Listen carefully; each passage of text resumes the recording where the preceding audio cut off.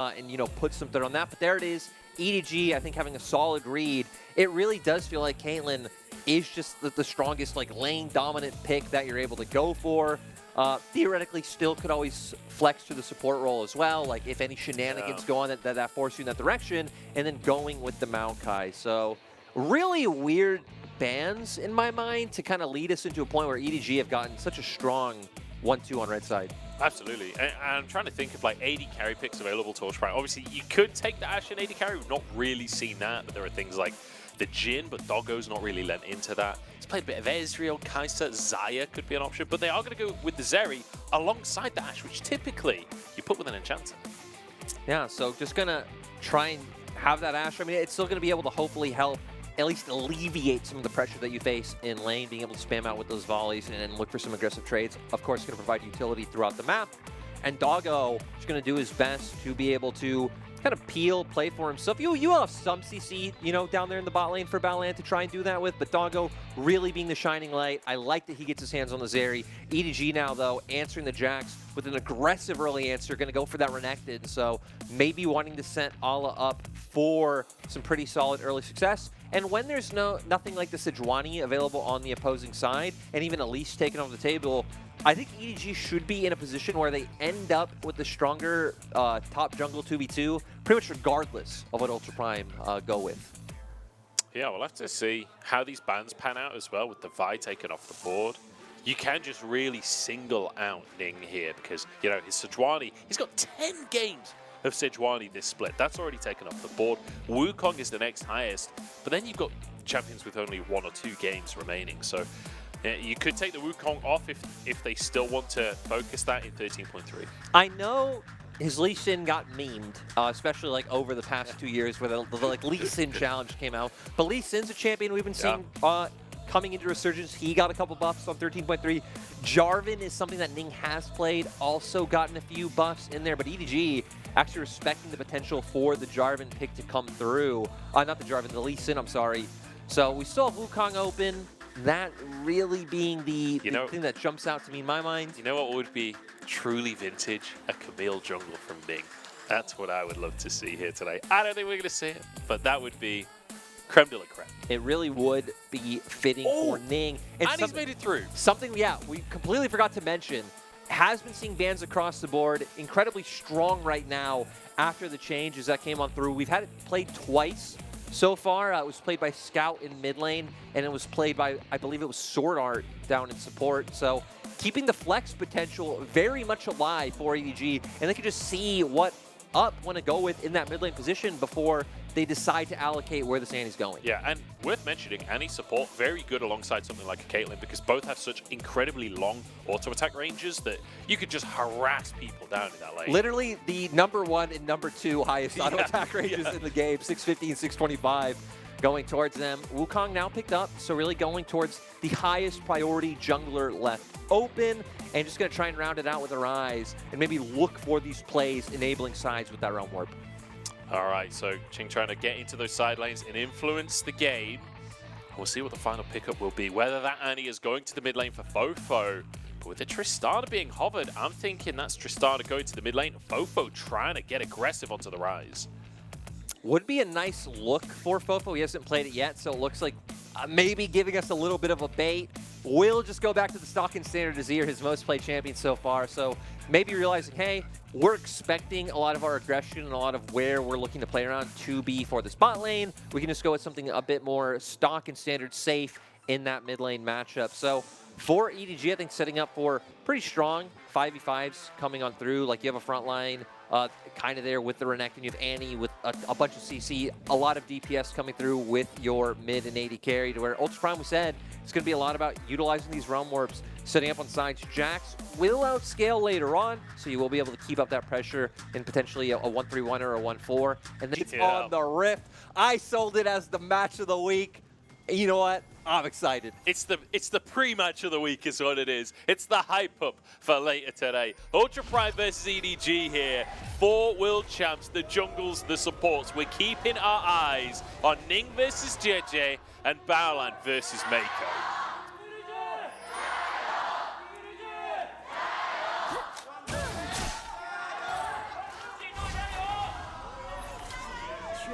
Oh. Significantly stronger Gios for EDG there. Significantly stronger. I don't know if it's that surprising when the York has won a world championship. But then, you know, Ning and Baolan had a fair few fans in that crowd. When we were seeing the signs earlier, plenty for Ning and Baolan. So, but that's the thing, right? Reasonable amount of support there. You have like 2 world champion players for EDG, but the org overall also has that prestige, right? To for Ultra Prime. I mean, still just trying to make their way up to even being like a playoff kind of org, you know.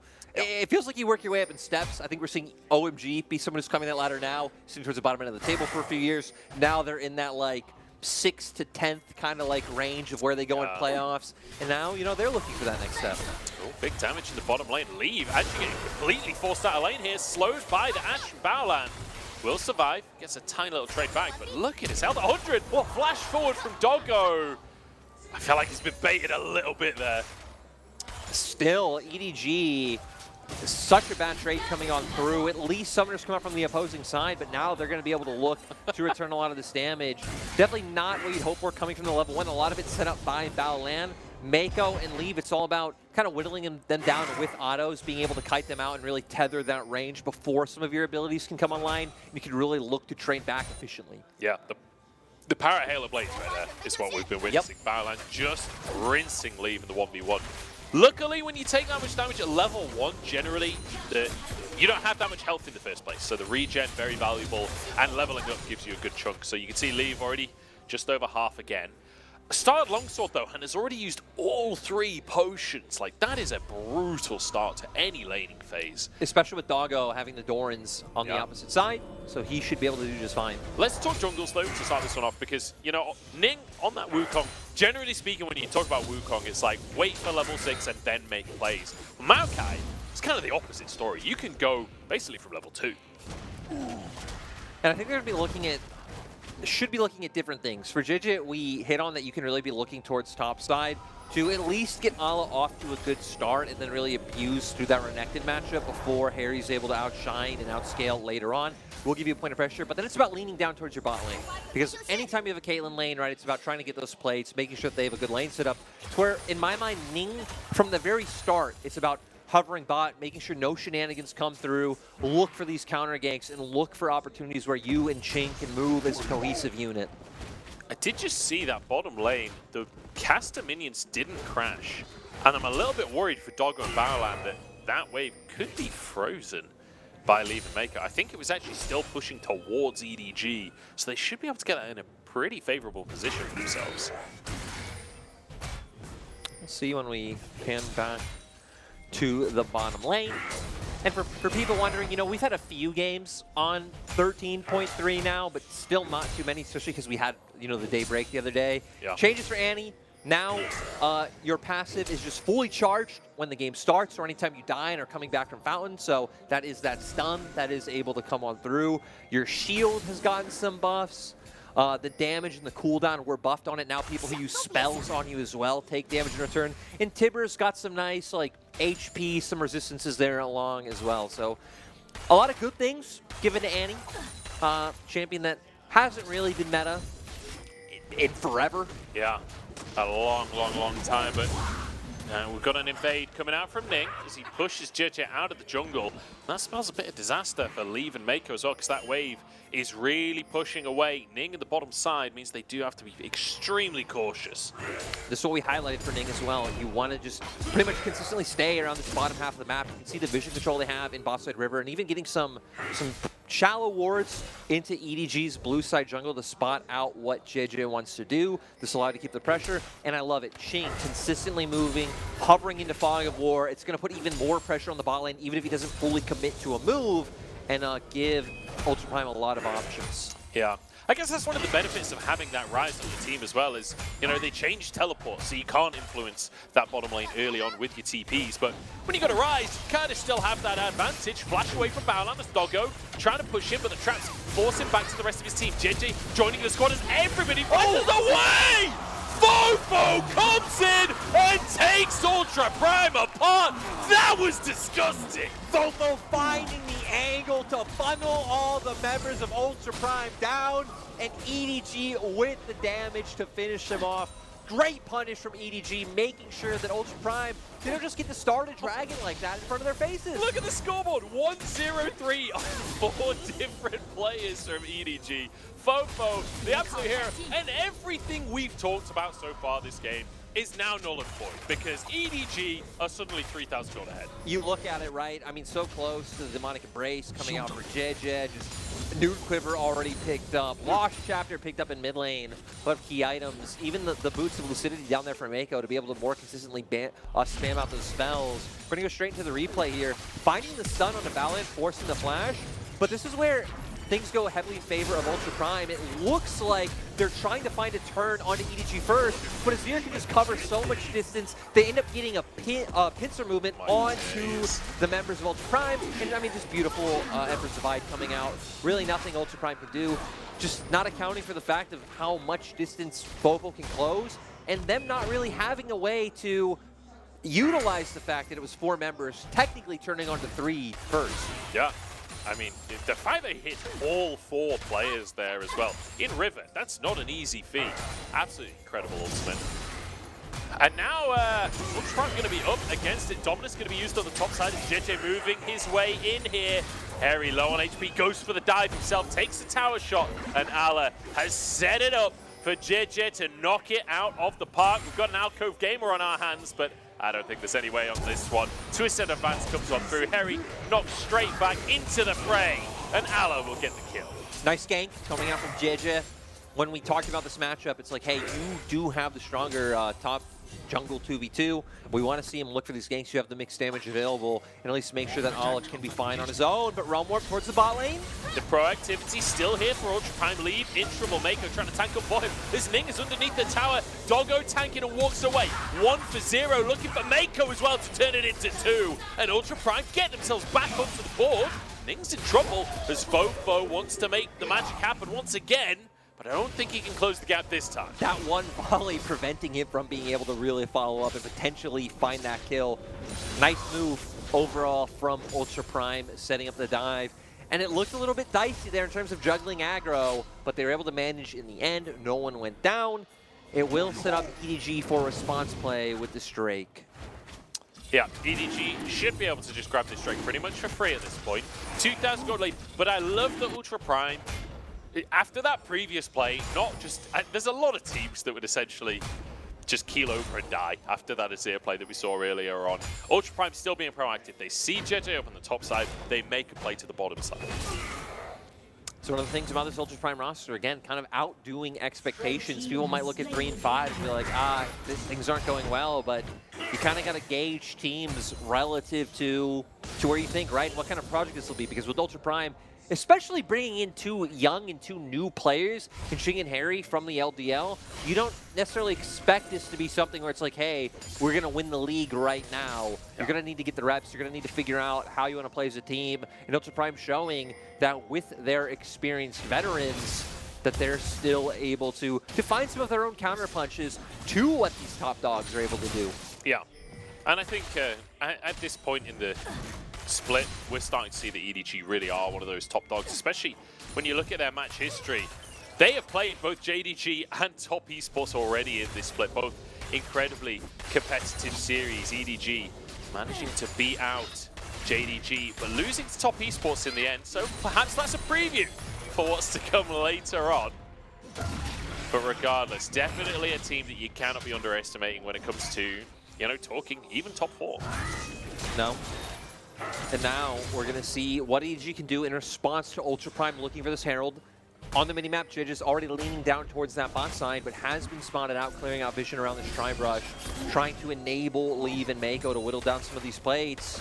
If they can't get anything here, it feels like Ning could potentially be set up for a topside play for free. Qing even still has the ability to move. You can see him kind of hovering up towards that top side to be able to answer and respond just in case that any play is able to come out. And this is exactly how EDG are meant to play this bottom lane, right? Set up, not necessarily for a dive, but instead set up for plates.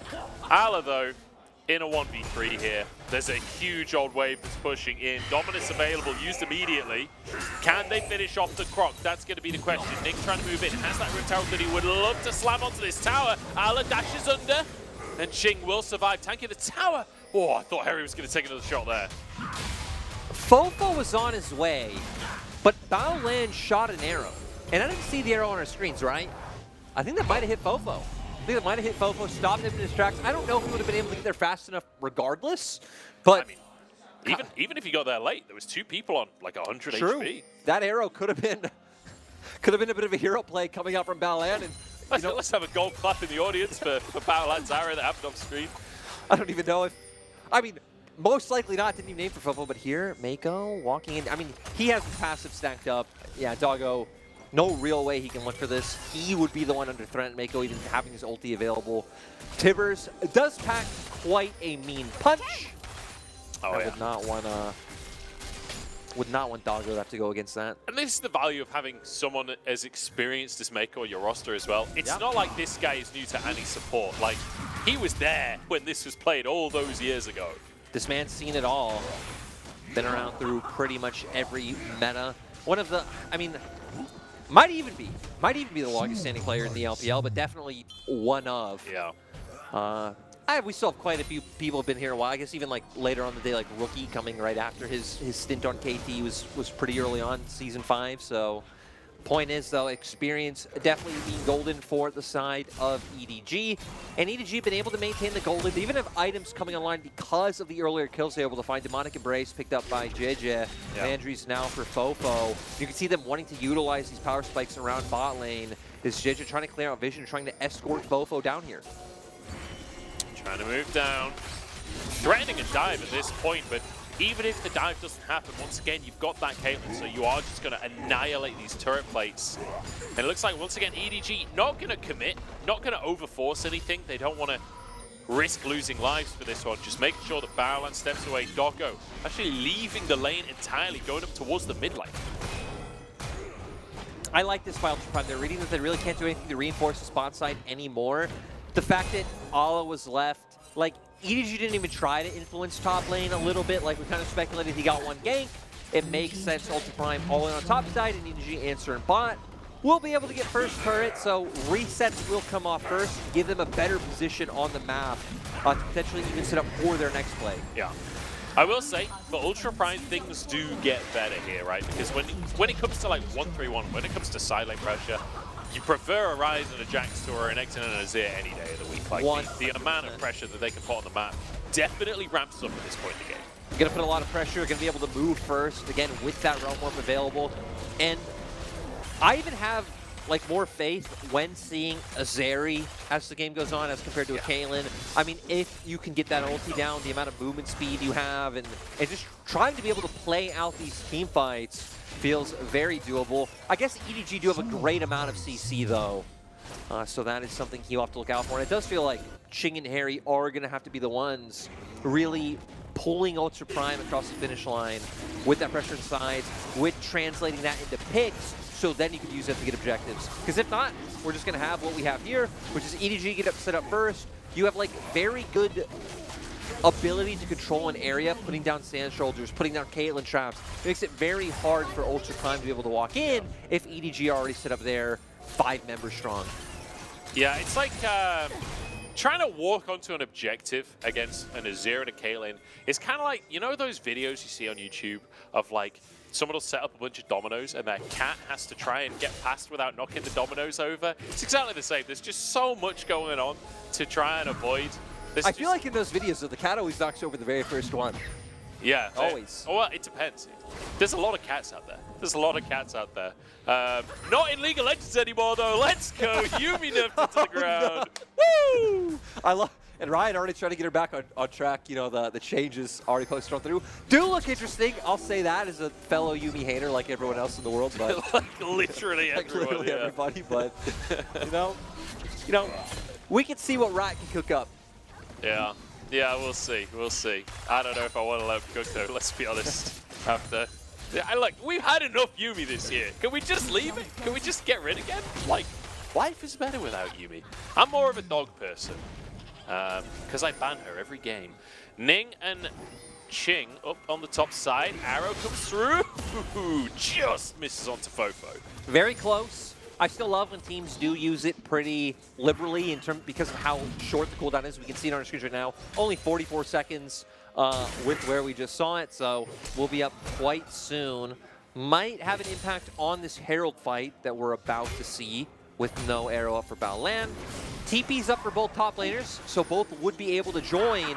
But EDG, once again, trying to get that set up that we talked about, looking at Leave to start getting these traps set up.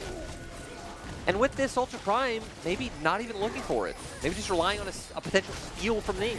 Ning's trying to move in. Qing on the top side is Baolan. Tries to threaten some vision as well. The eye available. Jiejie gets it, but won't be able to get the eye for itself. FoFo dashes away. Hery trying to get in, but just stun locked up as Tibbers arrives on the scene. Alan threatening from the side. You have to believe Ultra Prime have got to back away, but they might have bought enough time to deny the actual Herald. Jiejie is just going to run at it. He just walks on in. You even have a 6-member. You have Tibbers there right alongside him. And even had they not gotten this Herald, would be favored for EDG because Hery utilized the TP almost just from mid lane. Ala did walk all the way over, so they get the Herald. They burn an important summoner spell and even get some nice damage onto the mid lane turret. Yeah, setting that up for a potential Herald later. I don't think they'll even need to Herald that one. You've got a Caitlyn on your team, you've got Azir on your team. You're going to be able to finish that turret. But it does mean now EDG have the tools to start snowballing this game, right? Because another Drake coming up in 2 minutes' time. They've already got 2 for themselves. They can use that Herald to set themselves up for that next Drake. And that's where things really start to speed up in pace. And quite often from our top teams, you see a fairly slow first sort of 20 minutes, and then things just ramp up like crazy. Yeah, and for Ultra Prime, we're going to want to see that. Noting the fact that Qing has both Realm Warp and TP, this is the type of map state where I'd love to see him enable Hery. Like, make a play towards the bot side with that Realm Warp. You can run down, Realm Warp in, hopefully find a kill, and then it doesn't matter. EDG can't really easily force a cross-map play because Qing would always be able to TP in. So seeing these two guys link up, I think is one of the win cons for Ultra Prime, as is the Ashe era, which feels like whenever you have Ashe, is just always, you always have at least one thing you can play for, right? One member oversteps, you go for the Ashe era, you have the burst available. Leave managing to dodge the arrow. This Baolan makes yet another attempt here, but it's going to be a 4v4 in the mid lane. As you can see, Ala down at the bottom side of the map. Hery, though, wants to get involved in the scrap that's going on towards the middle of the map. Whether or not he can is a different question. Ning going forwards, gets onto Meiko here. Doesn't have the damage to finish the job, though. Gale Force comes through, but survives a heal from one of his teammates as Meiko jumps in and obliterates Doggo. Qing flashing out to safety, but Leave won't let him get away. And now EDG, the snowball starts rolling. Leave under the tower as Hery tries to turn. He gets 1 for his trouble, but that's all he'll find. And that lethal tempo means these towers are paper. EDG have such a good composition for breaking down these structures. Great usage of their CC going in. Ultra Prime just consistently stopped in their tracks. And look at Ala in the bot lane. Didn't have to TP, didn't have to join up. Yeah. Just so much pressure put across the map. 4v5 while diving from EDG. That is kind of insane when you think about it in simple terms. And the Drake up as well. Ala gets the tier 2 in the bottom side. That's 3 towers and a Drake up for a single play. That was 4v5. Now on Soul Point, they have just over a 5k gold lead, so we're going to see them hitting even more item breakpoints on the bases. Looks like IE was just finished up for Caitlyn, and we're going to see her Ning wants to find the engage. The team a little bit far away, though, and again, EDG have so many great tools to stopping your tracks. Maokai ult comes out. Meiko now having his passive stacked up after the root connects. They're just able to find that initial burst coming out onto Ning. Qing taken low from the range that Leave has available, and they're just able to consistently run these down. I love how much confidence Leave has in this play to look for this and run them down. Just again, great team fighting coming out from EDG. As we highlighted, Leave now having that IE online. IE, another item that was changed, right, was now just activating at 40% crit. So, and it's good here. It's good to see Leave being aggressive and chasing them down, like you say. And it's crucial when you're playing a champion like, oh my god, the ult doing almost half Doggo's health already. But it's crucial that you do pressure on Caitlyn in the mid game because you don't get much stronger than your 3-item mark. This is the part in the game where Leave will be an absolute nuisance for Ultra Prime. So important that he is playing with this level of confidence. He's a player we came in talking about today, you know, the guy that's replacing Viper. So far, looking really impressive every single game we see from him.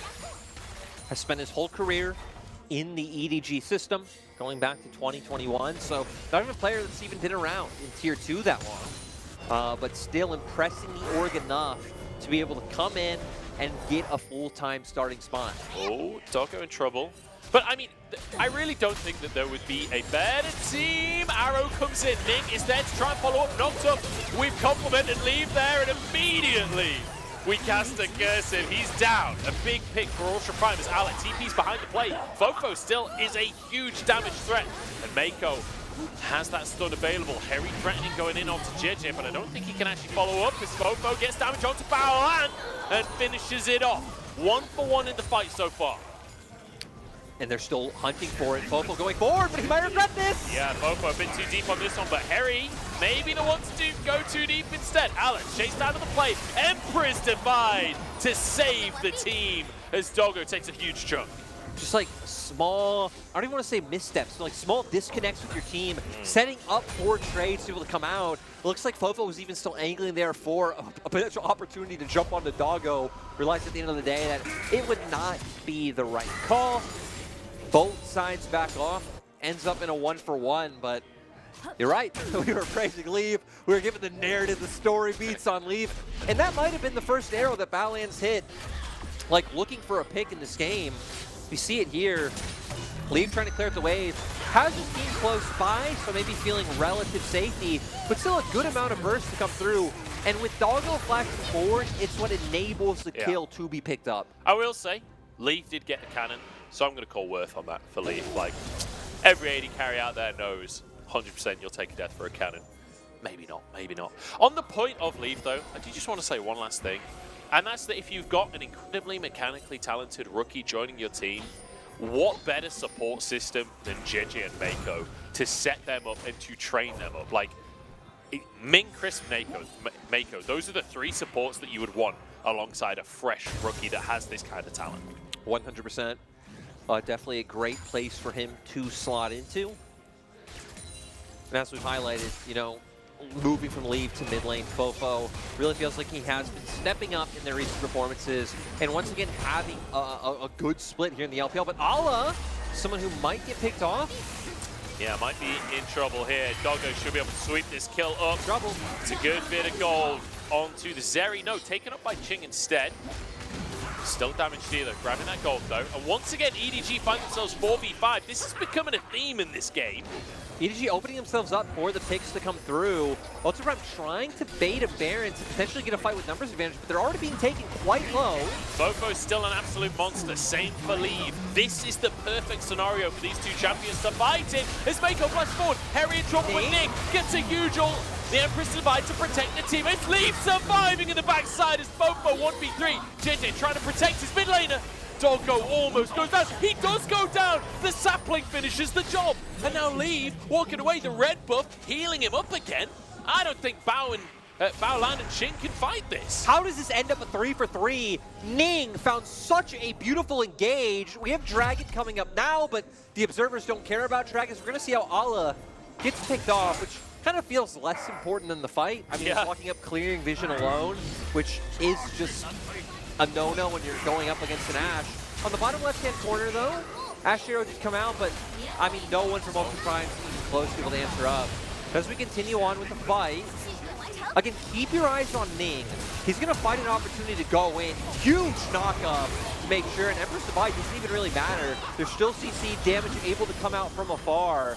Doggo has so much consistent sustain.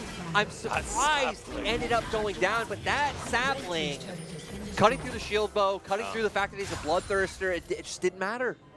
And the thing is, he's got a shield bow, he's got a bloodthirster, but there was no one near him when the sapling hits. He's there, nothing to lifesteal off. It gets taken out. And now, crucially, we've seen so many times this game. We saw in that last fight, Leave so close to going down and didn't.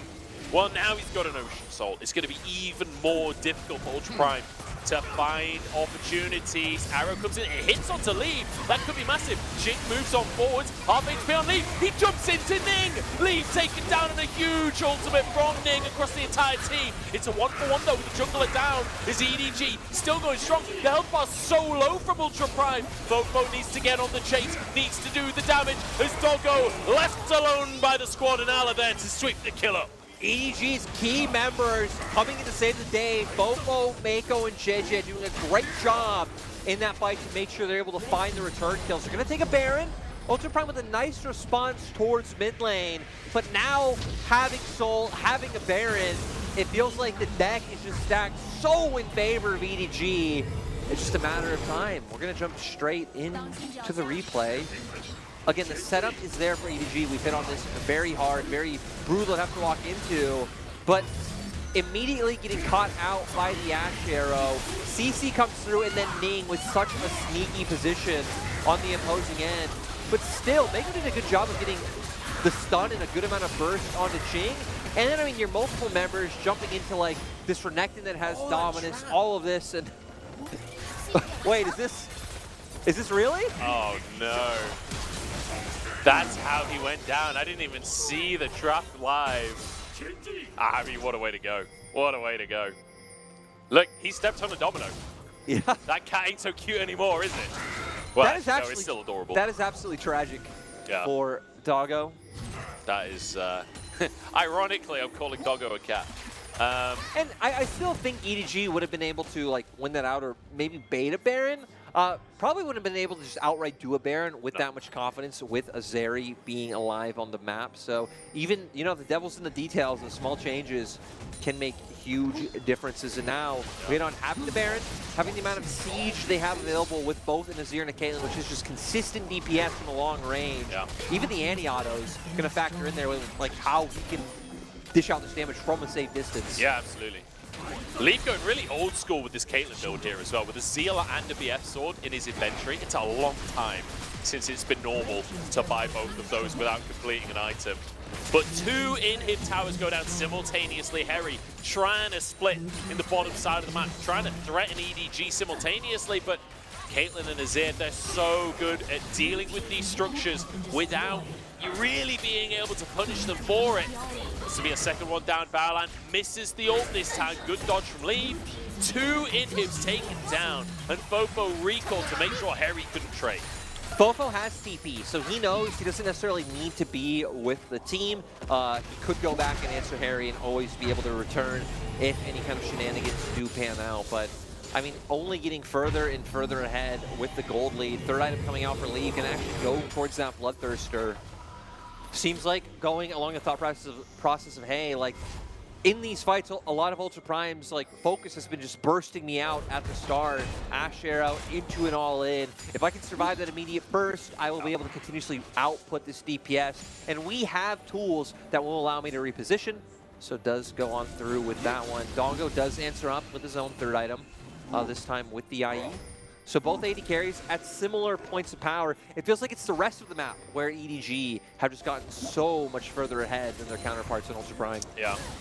It feels like Qing is doing absolutely no damage as well. Jiejie walks in there, doesn't even have that much MMR. Like, he's gone for the Demonic Embrace as a second item. Still a reasonable amount of tankiness there, especially with the Ocean Soul, but Qing just barely hurts him. And now the siege can continue, these supers pushing in each other lane. Luckily for Ultra Prime at least, they've managed to push in that top side. But again, you're trading just out of towers for inhibs.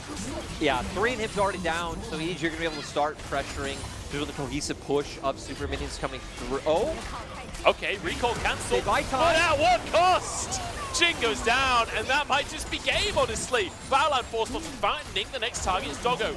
Desperately try to at least kill Tibbers. We'll call that a kill, but it's 1-for-1. I want to highlight Meiko as well, finding the opportunity to go in and just find that outright burst. They're going to try and threaten the end. Remember, FoFo is TP. FoFo can join in at any time. Yeah, absolutely. They might not even need him. Leave just trying to kite back and survive the play. Doggo moving forwards. Ning with a knock up onto Leave, but he flashes out to safety, and Ning goes down. Doggo next on the chopping block. manages to keep himself alive for now, though. And Alalo has a stopwatch and buys himself time. FoFo playing bodyguard for the Croc in the top lane as the supers finally arrive. It's another great arrow from Baolan, but it costs him his life. Hery jumps in to try and save the day. Doggo will flash the ultimate, but it will not matter. EDG, a fairly immaculate game, it has to be said, especially when it comes down to the macro. They dominate Ultra Prime in game 1. Jiejie and Meiko, I think, having spectacular performances, you know, not being, well, I'm sure Jiejie's going to be up in the damage numbers because he's a Maokai, but not being on champions where you have those, like, flashy moments. Meiko some really good stunts and, like, engages in those fights. FoFo, though, feels like he was a big one, having to, not like save situations, but having to be that damage dealer when, like, Leave would get caught out by Ashe arrows. Ultra Prime's plan was very clearly to just catch out this Caitlyn at any opportunity they could. They did a nice job of again, finding it a few times or punishing mistakes. We saw them punish Ala when he was clearing out vision. So Ultra Prime putting up a decent fight, but it feels like that core for EDG just being so solid and having enough reliability in their carry positions, they're able to bring it across the finish line. Yeah, and I like the EDG as well, kind of acknowledging, look, we've got a Renekton, we've got a Caitlyn, this composition doesn't last forever, and really putting their foot down on the accelerator, not allowing a Dragon to be up on the map for more than 14 seconds at a time. You know, the second Baron is available and they have an opportunity to go straight for it. Massive pressure as soon as they have that Baron, like really just ticking the boxes of how you end a game quick. So EDG, knowing what their composition does and using it effectively. Yeah, always staying as like this core. I think the way they play team fights, they like understood their tools very well, because it'd be like, okay, Ultra Prime feeling pressured to go in to look for an engage because they're falling behind. It's like immediately Maokai ult comes out. Okay, one member's rooted. It sets up for Meiko to go in with a stun. Oh, at the same time, this now buys time for like an Emperor's Divide to come out and knock a member back. And oh, during this whole time, Ala's like just able to walk into the fight and just hit someone with an empowered W. They're stunned. Seriously, so many ways to lock down the members of Ultra Prime. It just felt so brutal. There's just so much to avoid in these fights. Like, we already talked about the traps and the soldiers. There was also the saplings coming out from Jiejie, which Doggo found firsthand in one of those fights around Baron. Seriously, we've seen so many times. Like, one time Doggo goes down to a Caitlyn trap, one time Doggo goes down to, you know, pretty much a sapling. It's just so many things you have to think about when EDG's composition is able to find a lead and able to use that lead to just control space. And then it just feels so hard. Ultra Prime, we're starting to get into a place where the composition was really coming online, and like you saw the threat of the Jax in the side lane, and Doggo, we know, would have been at a point, I mean, already dealing 37% of his team's damage, but that just would have continuously increased. So, like you said, great sense of urgency by EDG to be able to get a pretty clean win. Yeah, reasonably clean win. And again, Baolan finding a couple of picks there with the arrows onto Leave, but aside from that, Ultra Prime leaving a lot to be desired. We'll see if they can figure something out.